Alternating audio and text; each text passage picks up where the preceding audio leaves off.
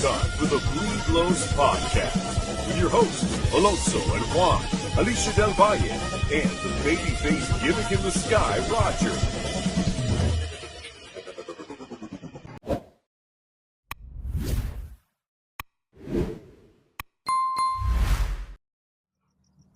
And we are back in the Carne Asada. It's been a while since we've been back in the Carne Asada. Obviously, the Dodgers won the World Series. Spring training started. We've had a off season that you can't compare to any other off season, I think, in my mind. But before we get all into that, we got to take care of some sponsored business here. So BetOnline is the world's most trusted betting platform and your number one source for online betting in 2025. Whether you're a seasoned fan or first-time bettor, BetOnline is your ultimate game day companion. With the largest selection of odds and everything from NBA and college basketball to the NHL and UFC, BetOnline continues to be your number one sports betting source. From every three-pointer to hat trick, BetOnline has you covered with odds, stats, and more for every game, every play, and every win. BetOnline, the game starts here. So if you guys are joining us it's been a while. Like I said, it's been a while that we've been on. You see some new faces on the screen that are joining me today. So I want to introduce you to these guys. They're going to be part of the show, the Carne Asada, going forward. They'll be on here with me and whoever else wants to join the Carne Asada, right? So first we got Lalo Limon up on top. Known this guy for a long time. He's a good dude. I think you guys are going to like him. Lalo, how you doing, man?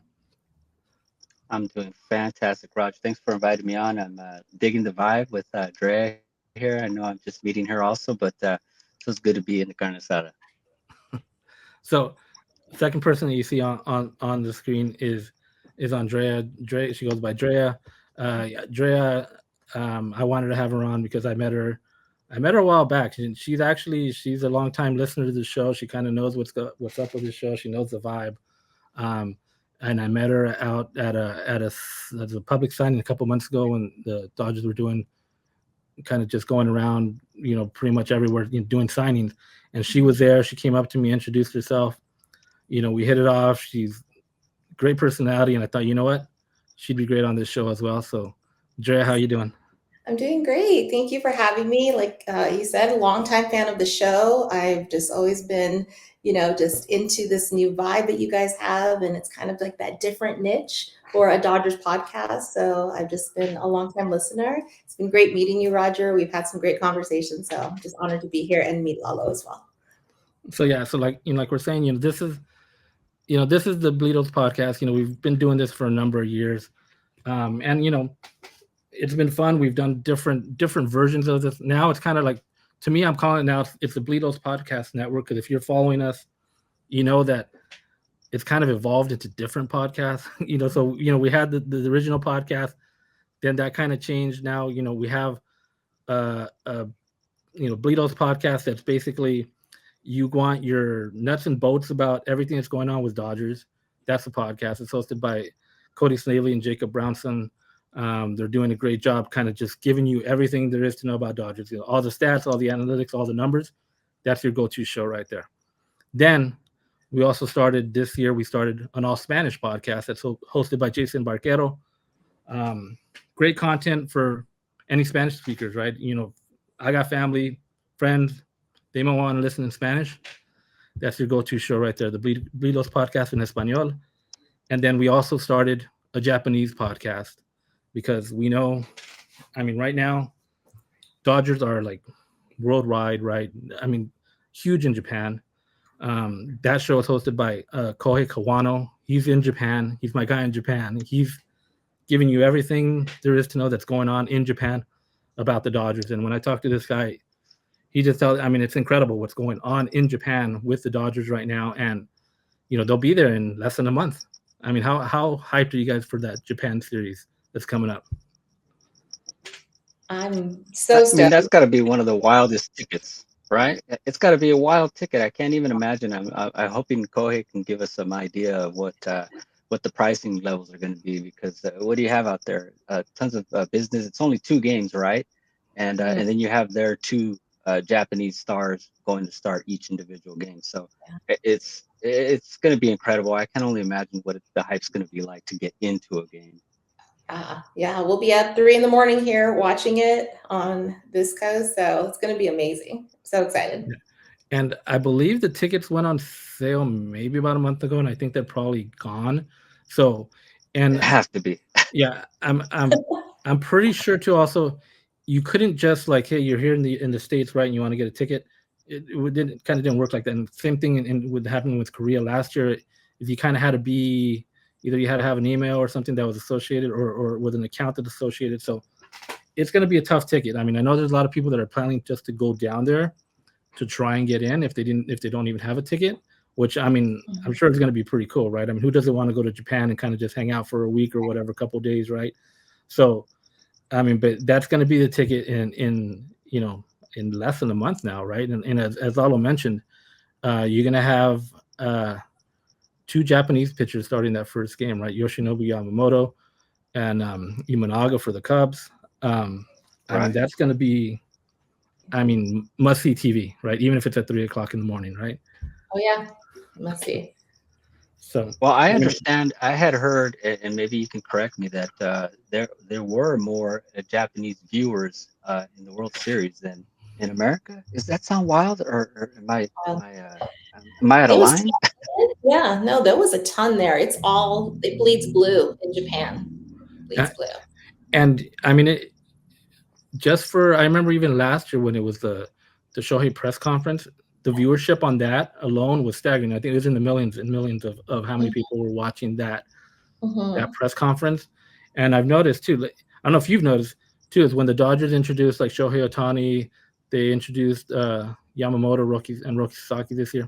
They did it at 3 in the afternoon, which isn't very typical for a Dodgers introduction. They usually have like 11 or 12. They're doing it at 3 because that's 8:00 in the morning in Japan for those. So, those guys, they're setting it up for the people in Japan that they can go ahead and, watch it or listen to it, whatever, as they're getting ready to go to work. So it's been great partnership with the Dodgers. I mean, if you're seeing, I know last year there was tons of new sponsorships that came out. This year there's tons of new sponsorships that are coming out, food and just different stuff around the stadium. So very exciting times. And, these guys are signed long-term, right? 10 years, 12 years.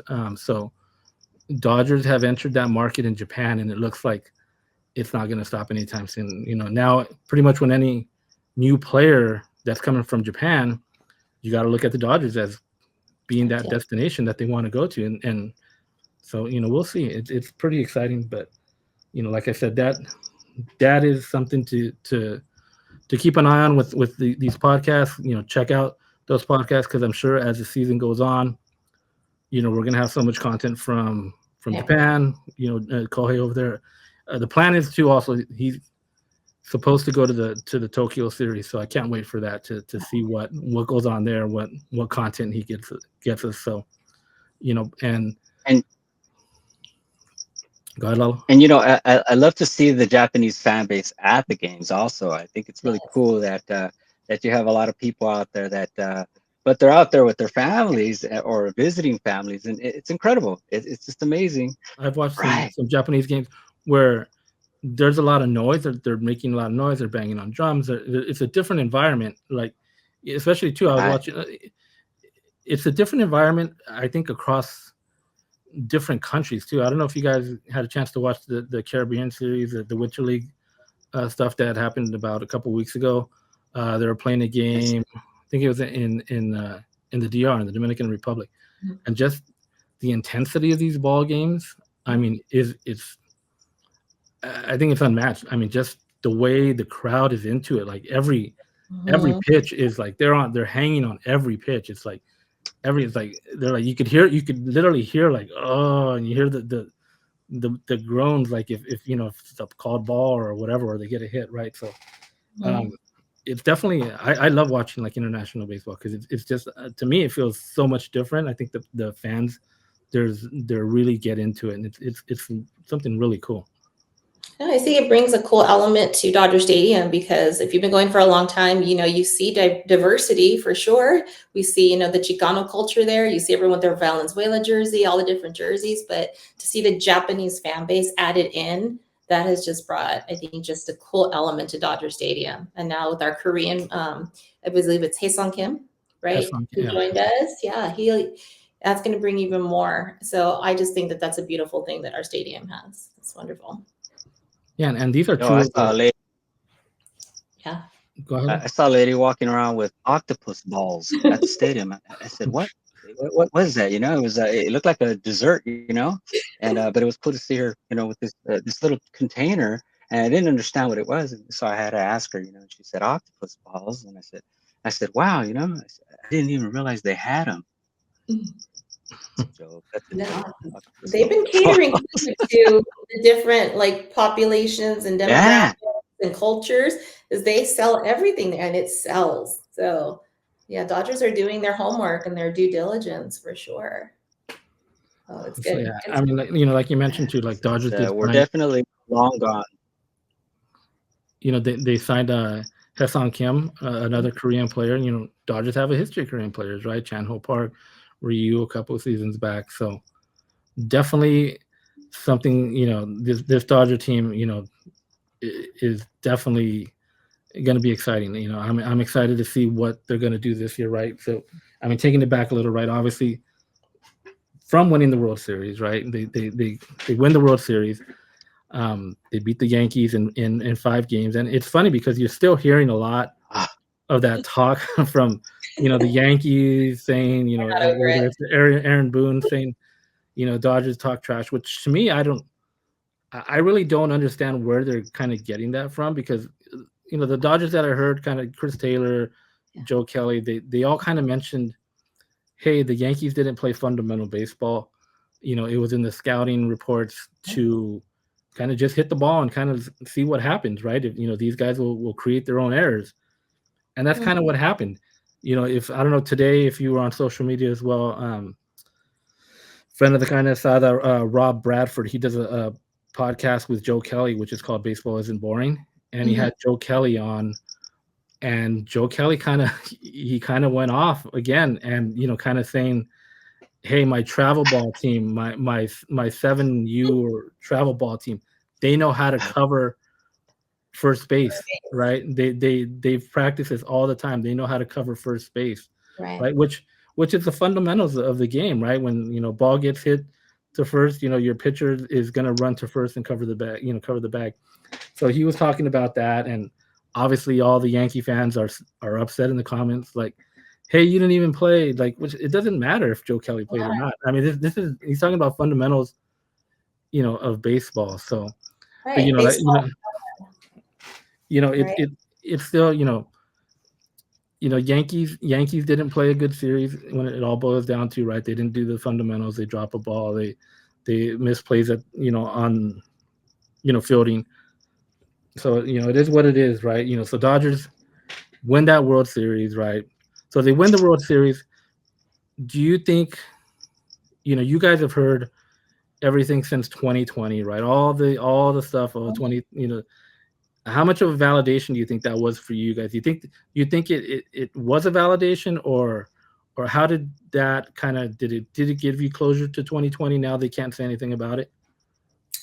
I think so, because I mean, if anyone deserves to talk, it's us, because the Mickey Mouse ring over and over, you didn't play the full season, it doesn't count. Well, everyone played in that 60 game series and they all wanted to win it. And if anyone else had won it, they would not be saying that, but it's because it was the Dodgers.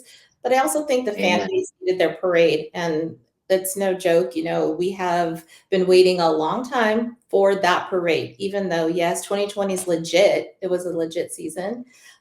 We didn't get to fully celebrate. And I think the guys have acknowledged that in all their interviews over and over, that that's what they really wanted to give to the fans. And, fans showed up that day.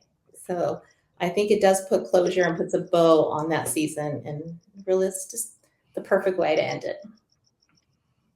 What do you think, Lalo? Look, I was just glad Yeah, I mean, I was just glad that the Yankees didn't get a chance. You know, they had one and they blew it, right? It was the most disastrous inning in baseball, and you know, I give a lot of credit to Kike on that inning, because I feel like he was the impetus to Judge dropping that ball with his base running, his tenacious base running, and being able to get back to second after he dropped the ball, and then his base running to third threw Volpe off also. You know, and that is fundamentals. You know, and it's a little bit of IQ, right? He understood Mhm. what was going on. He knew that he had to create some sort of a tough play for Volpe, and he caused two errors in my eyes, and it saved that inning. And you know, praise be Kike, man. I love that guy, and you know, I'm starting to see. I don't know if you guys have seen the little decals that people are getting with Oh, the the fifth the inning, LA, yeah, yeah, the exactly, five like nothing the score. exact moment where it was two strikes, 0-5 with two outs, and uh, I mean, sometimes I find myself replaying that, man, and falling asleep to it. So just like Sweet dreams, that was such a always, great inning. No, I right? mean, yeah, That and the Freddy. It's yeah, all that's That's exactly. I mean, right. that's what That's we've seen right. all off season, right? We've seen that the replay of that fifth inning, right, from Judge dropping the ball and then them coming back to tying it, and then obviously the grand slam that you know, Freddie Freeman, right, that we're going to be seeing. You know, I was talking to my son the other day, and I'm like, I mean, I was telling him, you know, I mean, yeah, you've seen it. I mean, how many times have we played? You know, we've seen the Kirk Gibson home run, right? Like over and over and over for so many years later now. Now you're, you know, 20 years from now, 25 years from now, you're going to be seeing that Freddie Yep, Freeman home run like all the time, because it's just now it's in Dodgers lore forever. One forever. of the greatest moments ever in Dodgers history. And, you know, I couldn't believe it. Like when I was, you know, we're watching the game, Mhm. you know, you see the swing, you hear the ball off the bat.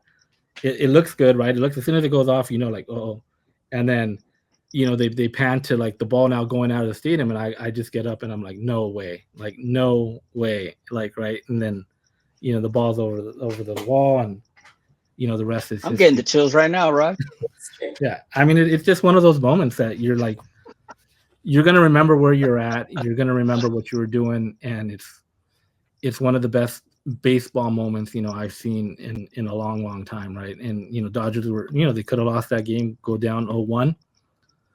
I mean, who knows what happens, right? Who knows what happens the rest of that series?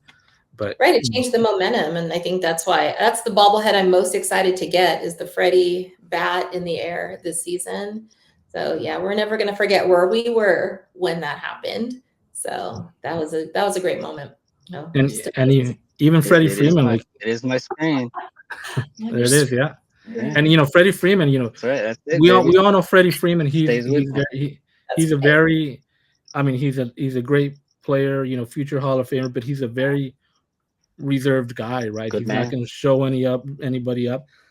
And to see him, right, like hold that bat up, you know, take a few steps, right? You know, you never see him do Perfect. that, right? You never see him bat flip. You never, you know, but in that moment, right, you see him, he hits that home run, he's going around the bags, right? And then, you know, when he hits second, he's going to third. He did like that, you know, that pose, right? That like Right. Yeah, the to the flex. to the bullpen, because Uh, they were used to like, as they go around, they'd wave to the bullpen. yeah, And I think he said something like, I don't know, they were all up and jumping, so he didn't really know what to do, like, you know, if he's gonna wave or not. So that's kind of when he did that other pose. But it's, yeah, it's like incredible stuff like that just now is a part of history, and you kind of just relive all those moments. You know, I think, mhm. you know, I've seen a lot of people that say like they literally see that home run like every day. Every day it Like comes up on the every, feed. yeah, from now to, you know, from then to now. So Eternity. No, yeah. and I think that's something you said, guys. I went to the luncheon with him at Dodger Fest, and I paid to go see him and Miguel Rojas. And of course, that's the number one question everyone keeps asking him. And he said he blacked out. He doesn't fully remember the moment because he was kind of in and out of just like, wow. Because I think just the gravity of it is so big for even him to fully process that he was a part of something so amazing. But what I think makes it even better is look at the season he had. He was on one leg, his ribs were injured. We didn't even know. look what happened with his son. I mean, it all was just, you can see it was meant to be. It's almost like divine that it happened the way it happened. So, I mean, one of the best seasons I've ever seen in my life. So totally fun. So you were at the meet and greet. So I saw that somebody got, and he talked about this at Dodger. Somebody got a tattoo. Yeah, of it, and he was there in the thing in the greet, right? Yeah, yeah, he was talking away. Of that moment. Yeah. He was talking about that when he met with the media that day. They had asked him kind of what was kind of one of the biggest moments or something really cool that he's seen since they won the World Series. And he mentioned that one time he was at like in Orange County, like at a mall or somewhere, and someone went up to him and said, "Hey, I got a tattoo of you." I think in that moment, and then he said that was like really like cool to see, and then he's all, I just signed a guy's leg that had that tattooed on his leg, and he was just talking about like, how special that is that someone would go and get that tattooed on their body, right? To just remember that moment, Well, here it is. I walked up to the guy right after, asked him, "Hey, can I take, a photo? Because, I can't miss that opportunity." And he was so nice. You can see Freddie signed it. It's hard to see it. Oh, you can see he signed it. The same. Let's compete. Let's compete. That's awesome. Freddie signed the bottom and he said, "I'm going to go get that tattooed permanent." So I'm sure it's tattooed now. Yeah. Amazing moment. So yeah, Freddie was taken back. It was very cool. Wow. Yeah. Now, I mean, I don't have any. I don't know if you guys got any tattoos, but I don't like needles. So, I mean, I've thought about that. I see some really cool tattoos out there. Like of the Dodgers. The stadium or just personal stuff, right? That people have for their family. But yeah, I mean, I've always thought, I'm like, hey, that'd be kind of cool to do it. I've seen some like Vin Scully with LA mixed in and the stadium and like really cool stuff. But I don't know. You got any tattoos, Lalo? No. Well, none that I want to talk about. I have one. I won't talk about it right now. Same. I have one, but we're not going to talk about it. It was a 21-year-old's, "Hey, let's go do this today," without putting any thought into it. I mean, maybe someday. Now you guys can actually get cover up. So kind of these these moments, right? Yeah. So something to look forward to down the road. But so jumping from the World Series, right, to we get to the winter, right? The signings, we know guys are going to leave, guys are going to come to this team, right? Some of the guys that left, obviously, World Series hero Walker Buehler, he go ahead and he leaves, he goes to Boston, which is a pretty big blow. But looking back, we didn't really know what Walker was going to bring this year, and I think kind of that's what they kind of felt. They didn't know if he was going to be Walker that turns it on in October, like all year. He did struggle in the season, but they let him go. But they did pick up, a couple of replacements, right? A guy that's won the Cy Young in Blake Snell, right? A phenom from Japan in Roki Sasaki. They pick up these two guys to go right into that rotation that, already has Tyler Glass now. You're going to have a Shohei Ohtani coming back this season. You have Bobby Miller trying to come back, Tyler Glass now, Dustin May. They re-signed Clayton Kershaw. They also re-signed Kike Hernandez. Gonson's coming back. Yeah, they pick up Michael Conforto for the outfield. They bring back Teoscar Hernandez. They go into the bullpen now, which the bullpen was what carried them right through the playoffs, right? This incredible bullpen. They go ahead and add probably the best, I mean, not just left-handed reliever, maybe best reliever closer in the game in Tanner Scott.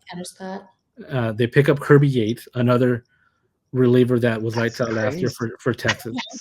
I mean, this bullpen is insane. They literally, if they have a lead after 5, I know the game has changed a lot. Like I've always been a big guy for like, let your starter go get you 7-8 innings, right? I love to see that. But that isn't the game anymore, right? If they give them 5 or 6, they're content. And now the way this Dodger team is built, hey, if these guys go 5, we got all these guys in the bullpen now. If they have a leave after 5 innings, game's practically over, right? You're gonna have Tanner Scott, Kirby Yates. I know Brewster's down right now, but he'll be back. Be back. Alex Vesia, Evan Phillips, Michael Kopech. It's insane. No, I mean, no chance. And that's why everyone's so mad, because the bullpen could win a game, and you all know it. We all saw it. They're just incredible. And so, yeah, with all the signings, you would think the Dodgers came up short and didn't win the World Series, because that would be what a team does that doesn't win. Go out and sign because, hey, you're right there. But no, the Dodgers win it all, and they, it's like, well, we're just going to sign, make our team that much better. And I think that goes back to the promise they made Shohei. Andrew Friedman, Brandon Gomes, all front office, they promised him, we're going to put together the best team for you in your time here. And that's, why Shohei put his money to the side and said, let's go. And they know they have that window with Freddie, Mookie, we have this amount of time to win as many as possible. And they're not playing around.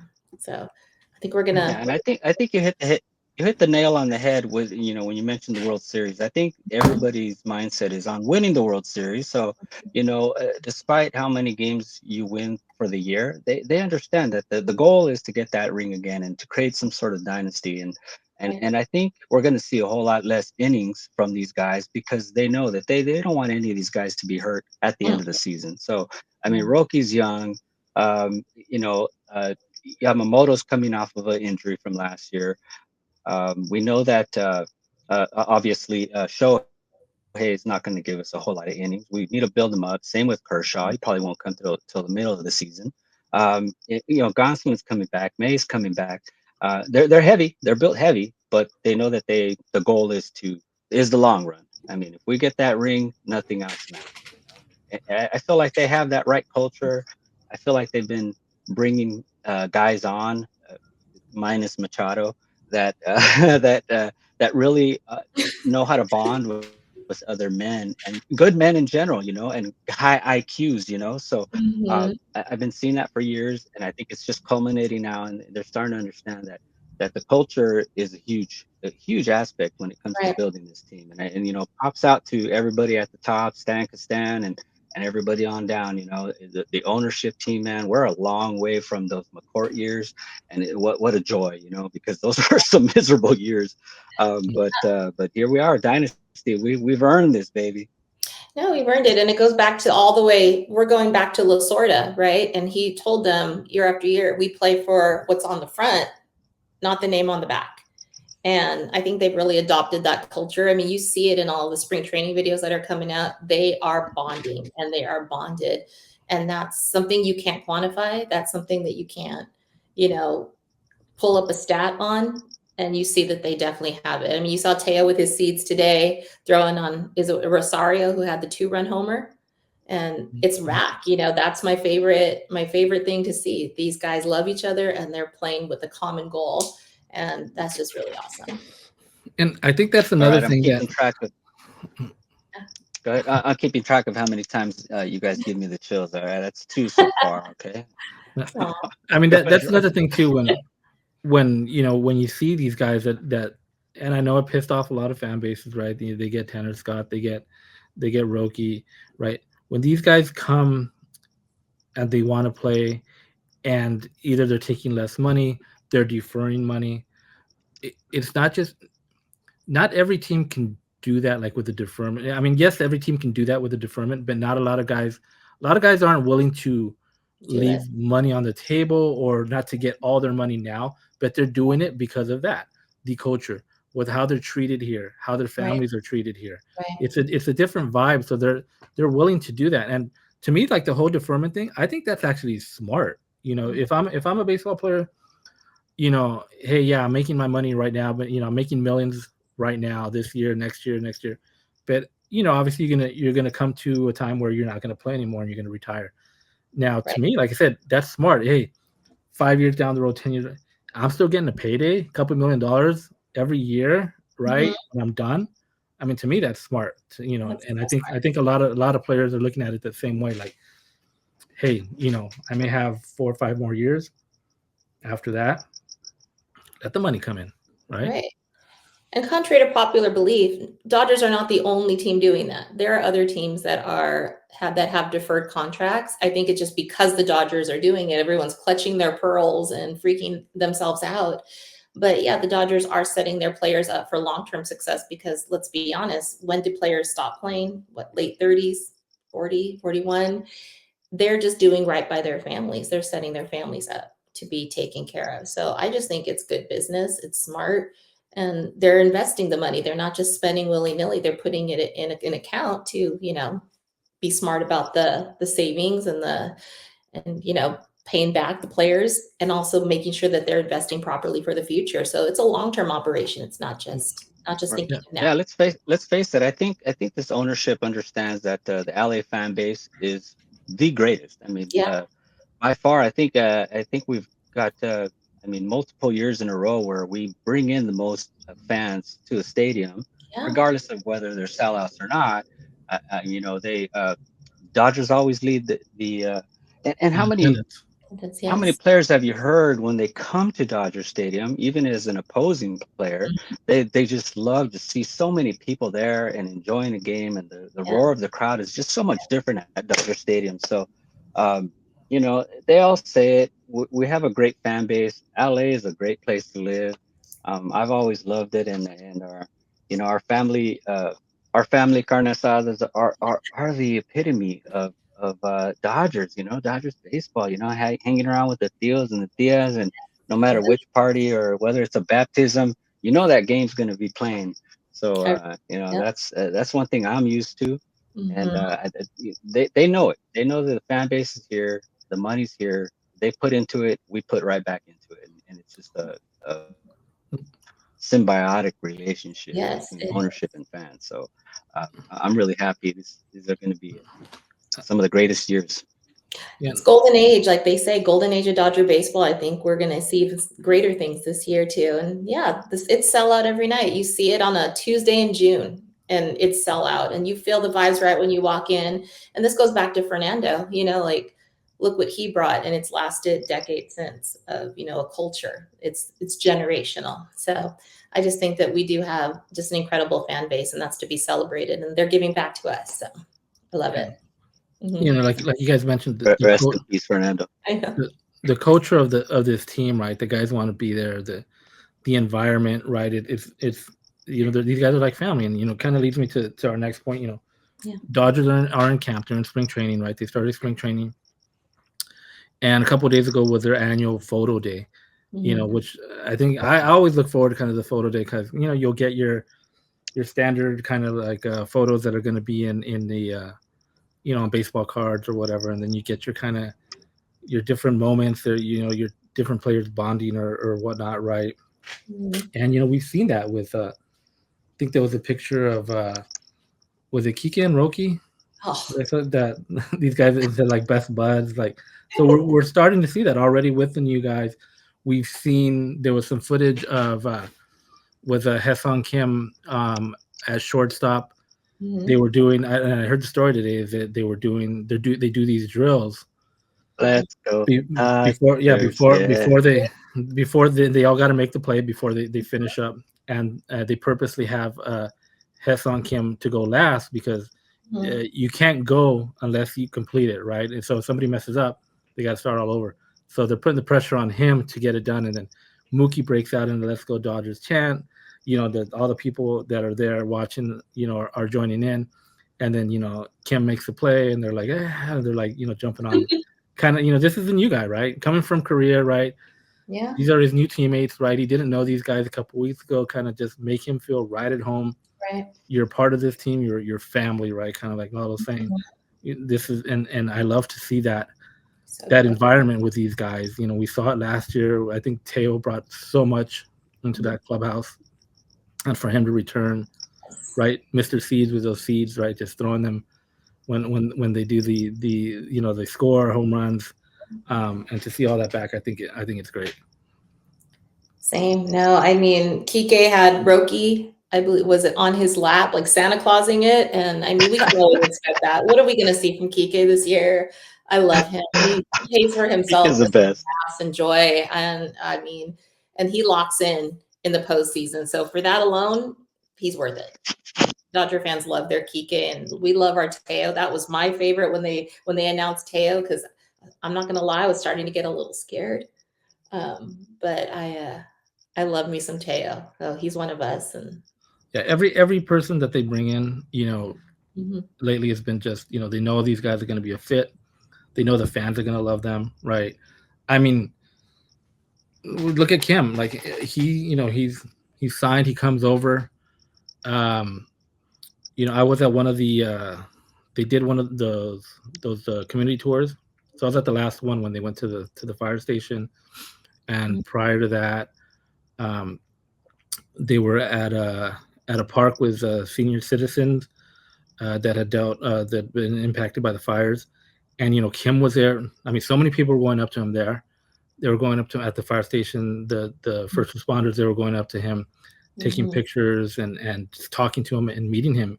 And after, at the end, they asked him, like, how does it feel? Like, you haven't even played one game for this organization, but you're already getting all this love. And he was just like, yeah, it's incredible that all these fans, are coming up to me, wanting to talk to me, get, autographed baseballs, pictures. It's just, to see that is, like I said, it's another cool thing that the Dodgers are doing. Totally agree. We love our players, so they're family. I think that for them to feel that way. Plus, you have Miguel Rojas giving up his number. I mean, how often do you see a veteran doing that for a rookie? But that just shows where their heads at to be united. And I think we're going to see that come out on the field. So super excited. And I believe that's exactly how he put it. He had mentioned something about how he made sure to let him know that make it clear that it's usually the young guys giving it up to the veterans, but he realizes just how important this is to get this guy off on the right track, Right. and that it's all about the team as opposed to one individual. And it is exciting, guys. We're at 3 on the chill meter. Got the chills 3 times already. So Meter, we all get a right, little so we'll go. graphic, Roger. Yeah, I mean, what we've seen. I mean, There you go. Hey, Roger, a little homework. I mean, Miguel Rojas is one of, obviously. There's a lot of leaders in that Dodger clubhouse, right? Clayton Kershaw, right? We've seen Max Muncy, how a vocal leader he was in the playoffs. Austin Barnes is one of the leaders of that club. Yes. But I think one of the main top guys is definitely Miguel Rojas. For what he does and what, like you said, what he did. He gave up his number. There was a cool graphic video that the Dodgers did after that, where because it was kind of like, well, what's Roki going to give him, right? This is, he's a young kid, Rook. He didn't sign for, it was million, like $6-7 million. Right. It's not millions like, Roke, the huge contract that Yamamoto got when he came over. Right. So he's still kind of getting into his way, right, into what he's going to do, what Roki's going to do here, and he bought him this so like a sake from Japan, kind of like one of the best sakes in Japan, kind of the really nice bottles and stuff.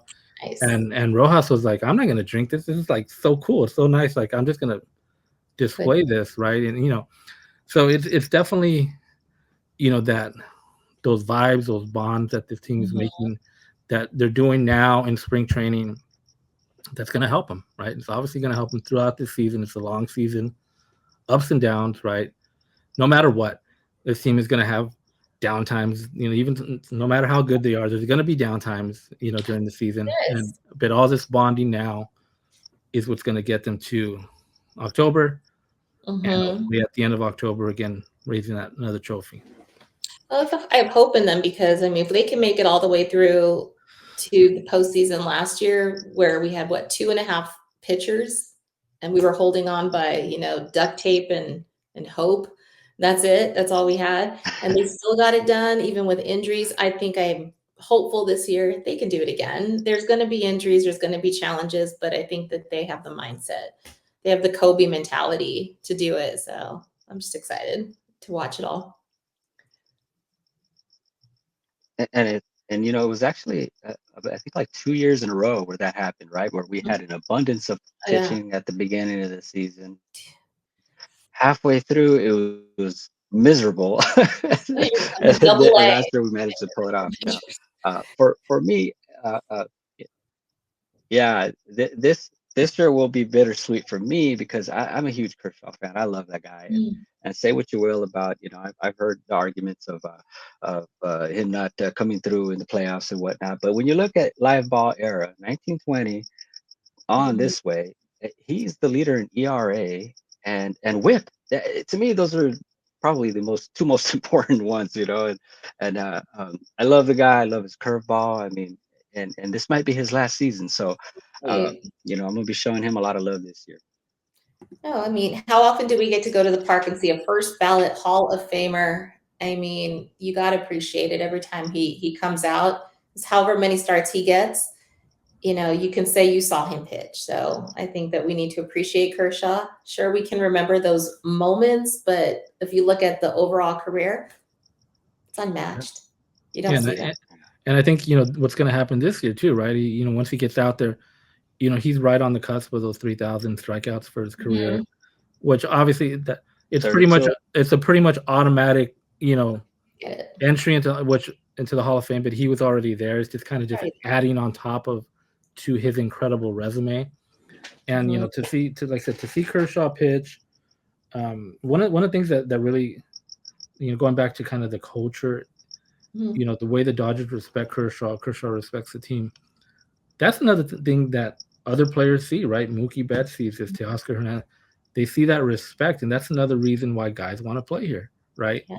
They see that respect from the top down, and Mhm. so Kershaw's been obviously a huge part of this team, and he has to retire a Dodger, right? And he said it already. It's Dodgers or nothing for him. So we'll see if this is, if he hits the 3,000 Ks this year, they get another championship, and yeah, we'll see if okay Great. well, I mean when he needs 32, Rock. He needs yeah, 32. I think he can do well it. yeah, I mean I definitely can do it, right? We got to get him on the field, right? Once he's on the field, once he's healthy and back out there, Right. so we'll Yeah. once he's out there, I mean there's no doubt he's going to get those strikeouts. Remains healthy, gets into the postseason. We'll see Mhm. what he can do for this team. In the later part of the year. So looking forward to that for sure. But I did want to touch on the new season, right? We finally had baseball today. Dodgers first spring training game in Arizona against the Chicago Cubs. It was a loss, right? 12-4, unfortunately, right? The first game, obviously, these games don't mean anything. It's more for let's see what we got. Yeah. How's everybody feeling? Max Muncy said something after Practice. the game. It just feels good to get back into a game right after they're in practice, but there's only so much you can do in practice, right? You kind of need that environment of an actual baseball game to kind of see where you're at. So guys, Mookie with that short, Mhm. these guys were out there playing.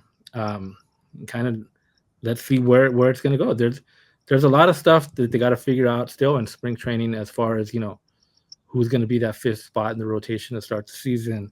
Mhm. Who are some of your outfielders going to be? Like is James Outman going to be up? Is Andy Pajes going to be up? Stuff like that, and how Kim's going to translate to MLB.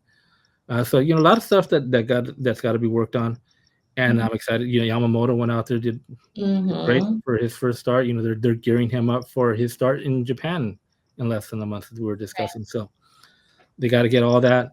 It's a short spring essentially, right? Because they got to go to Japan. They'll play Mhm. those games. They'll come back.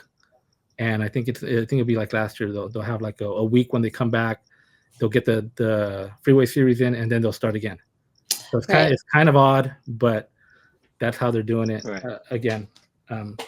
But overall, obviously there was a scary moment in today's game. Bobby Miller got hit by a line drive, and thankfully, I saw he posted on X a little Yeah. while ago. He said he's good. And he's looking forward to getting back out there. So. But Right. other than that, that was kind of the biggest takeaways from today. What did you guys see? What are you looking for in these first games? I think my biggest takeaway, I mean, was besides seeing like 100 bodies in the dugout of guys I had barely knew some of their names, but I think that's normal. I think it's just don't freak out about it. It's data collection right now. These games they don't count, but they're good for the Dodgers to see, like you said, what we have, what we're working with. But I think my biggest takeaway just watching Yamamoto, because he is going to play. He is going to be one of our top starters. So he did 1 2/3 innings pitched, no earned runs, 2 strikeouts, 3 hits, 27 pitches, but the best, 97-mile-per-hour fastball.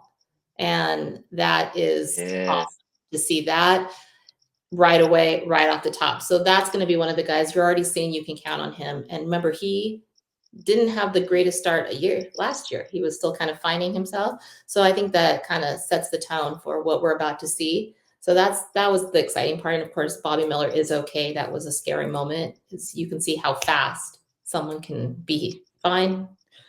And we all know about injuries, right? So hopefully he's all good and can just take a few days and get right back on track. Lalo? You know that they don't call him Bobby Ice for nothing. You know, Yeah. it seemed like he didn't he didn't have any crazy reaction when he got up. He was just kind of chill, very stoic, walked off the field as though, everything was just just matter of fact. And I like watching all those tiny little intricacies of the game. I didn't get a chance to watch it. I usually do. I was supposed to be in the office all day long today, and we have a TV, and we watch every day game at work. And today just happened to be a day that I wound up on the field, so I didn't get to watch it. But I was listening here and there. I had to meet with clients and whatnot. But I'm gonna do some recapping here. But I can't wait to see Snellzilla out there in Dodger blue pitching on the mound. That's going to be incredible. All of these guys that are up and coming, this farm system that just keeps getting better and better, and these guys mingling with the big leaguers, and pretty soon we'll see a couple of those guys pop up to the major leagues and get their feet wet. It's going to be beautiful. It's going to be beautiful. And just checking out that new ABS system that we're kind of getting used to now, and the challenge of balls and strikes, and that was kind of interesting today. There was a couple of them, and I'm kind of looking forward to seeing that in the future after it's refined a little bit. But that was kind of cool. Right.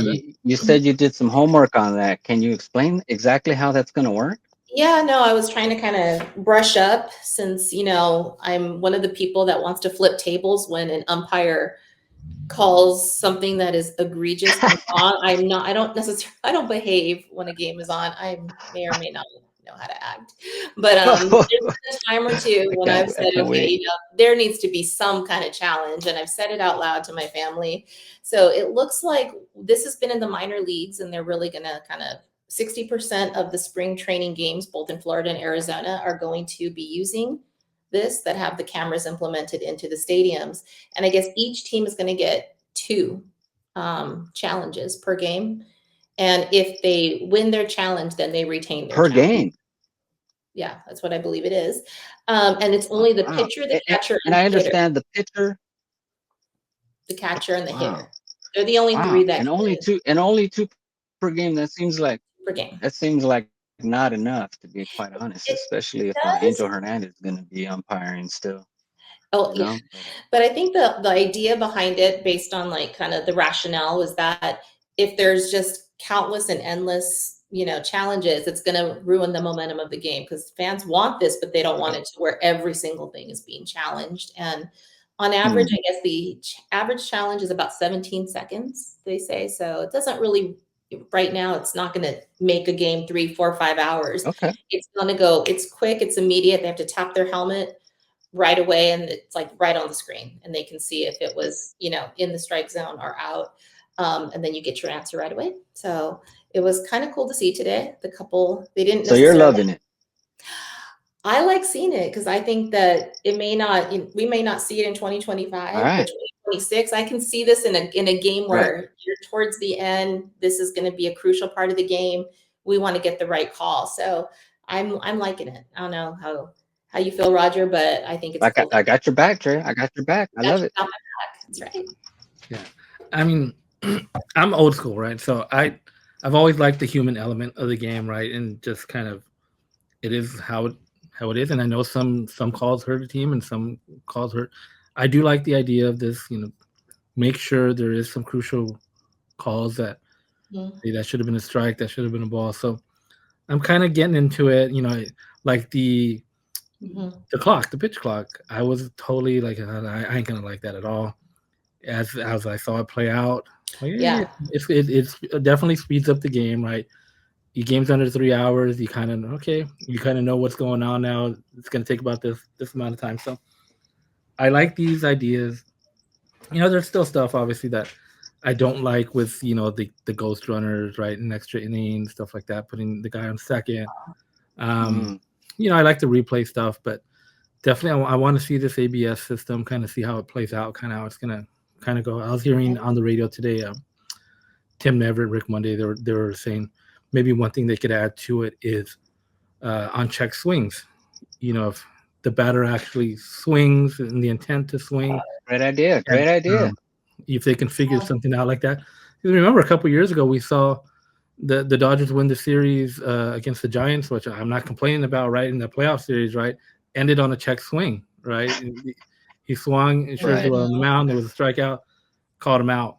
So, that's going to be interesting to see the check swings, because sometimes you'll come across a couple of times during the season, right, where they'll call he didn't swing, and when you clearly swing, like you see the replay, like they swung. So little things like that I think are definitely going to help the game going forward.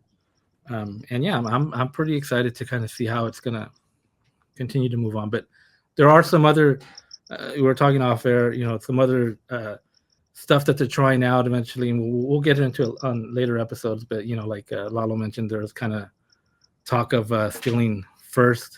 Oh yeah.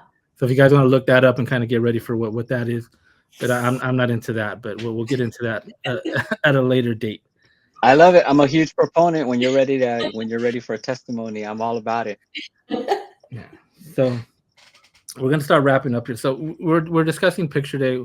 One thing that I thought was kind of that I posted on my social media, and kind of people got a trip out of it, is since it was picture day, we're seeing all these new pictures, like like when you guys were kids, right? You'd go get ready for picture day, right? And you go and you take your pictures at school. So Michael Kopech, right? Remember Michael Kopech from last year when he came over? This guy, closer. He looks like a closer, right? Throws gas 100 miles per hour, right? Has a big scrawny beard.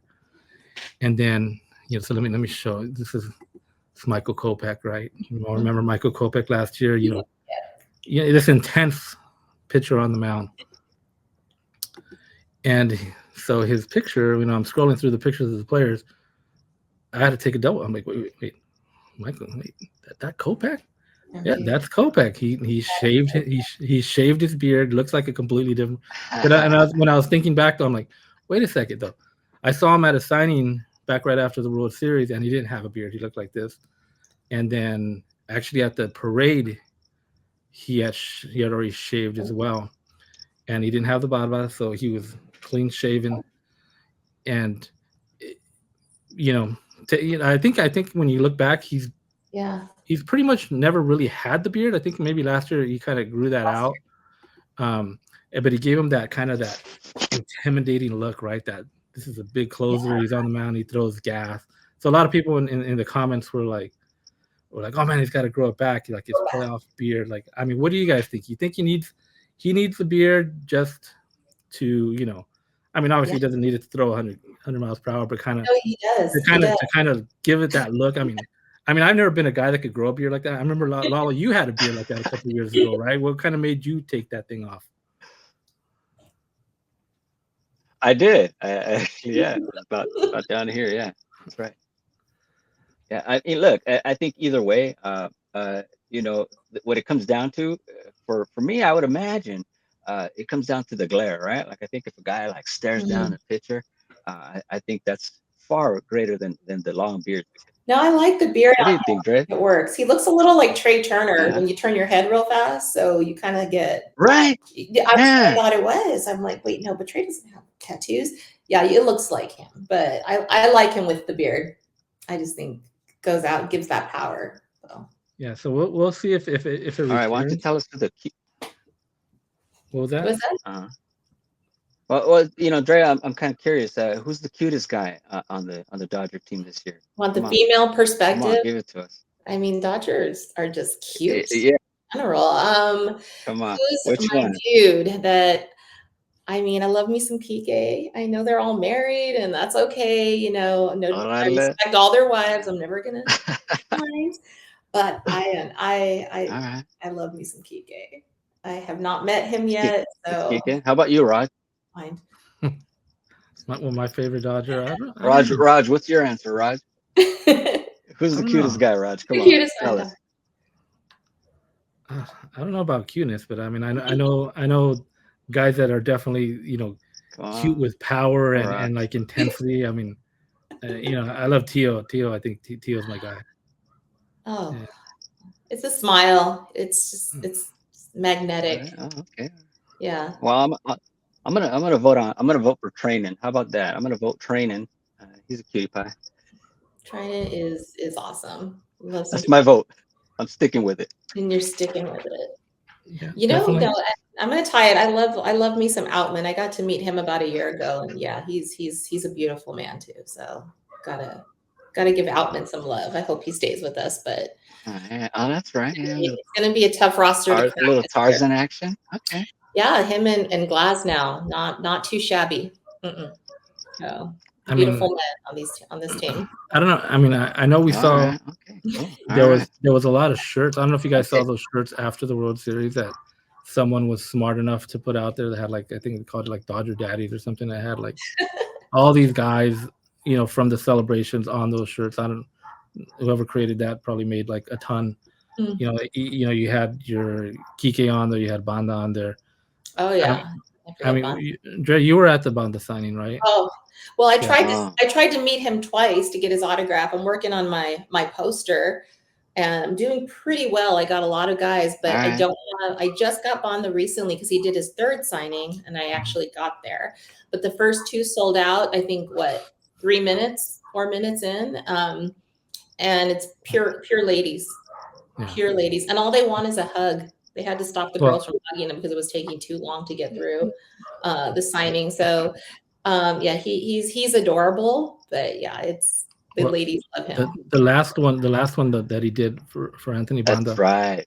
they had I think it was just a couple. Usually it's like maybe 30 minutes to an hour, maybe Yeah. of like photos. I think they did like 2 hours of Yes. just photos, Just yeah. photo ops, and then they did the signature. And the guys that do it, our friends down at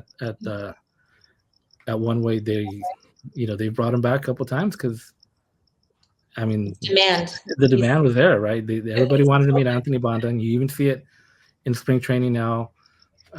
People want to meet Anthony Bonda, and he's a cool dude. I've talked to him a couple of times. He's really down to earth, and when you ask him about all this popularity, he just kind of laughs and kind of just like, I'm not out here doing my job, basically, right?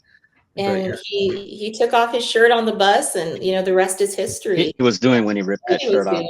doing. See? So, See? yeah, Yeah, he's a yeah. LA See? love him for Jinx, we sure. were both thinking the same thing. Oh my goodness. so Super yeah, fun. so it's gonna be an interesting season, Yeah. to say the least. We're looking forward to. I mean, what happens next couple weeks? I'm actually heading down to Arizona, be there the next couple days, so kind of see what's going down in Arizona, getting some content, some footage. You'll find that on our Twitter, our Instagram, Bleed Those Podcast, Dodgers Beat. I know, Drea, you have some socials. I know Lalo is he's anti-social on the socials, Anti-social. anti-social on the socials. But maybe we'll get him to start something to kind of post his content on there. But Drea, let everyone know where they can find There you. you go. So I'm on You guys both can Instagram hold my and hand. I want to say Twitter. I still say Twitter. Is that bad? X. Yeah, I think it'll always be Twitter. Yeah, It's always Twitter. kind of like Staples Center will always be Staples It's Center. always Staples, right? I It's can't not. call it crypto. Yeah, Ravine Queen 1958 on everything. So you'll see all my Dodger photos and my Dodger experiences there. So Ravine Queen 1958 is where you can find me. Okay. And we'll have to get something for Lalo going. Oh yes, But for sure. By next time.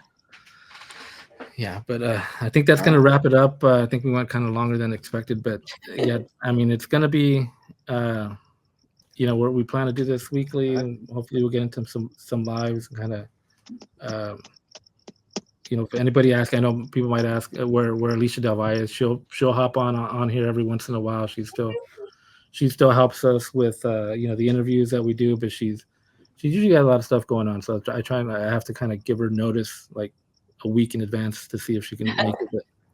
But she'll be on. She'll hop on. I know Carlos, one of our other guys, will be on.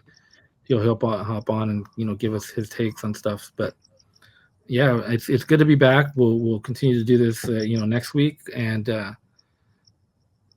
just hopefully you guys will come on and kind of get to know everybody here. Like I said, it's a big family. It's a Carne Asada. We're here for the Dodgers. We're here for hopefully they can run it back this year. I think they can run it back. Oh yeah. They definitely have the team to do it. So but it's a long season. So we'll be here every week, every step of the way. So any parting words from you guys? I'm so excited. I'm so excited to get to know the people who listen to the show. And like I said, I'm one of you guys too. I'm just a fan, and just excited to go to games, share my experiences, and just do the Dodgers this year with you guys. And I'm just real excited. So. Yeah, it's gonna be great. Thanks, Raj, for bringing me in. And Drea, it's nice meeting you. This is gonna be fun. I'm gonna enjoy this. It's gonna be cool hanging out at the Carne Asada, So that being said, I think the chill meter wound up at a total of 5. So I'm excited for sure. And we'll see you guys next week. Yeah. So thanks again for everybody for watching. And this episode has been brought to you by Bet Online. The game starts here. Thanks, everyone.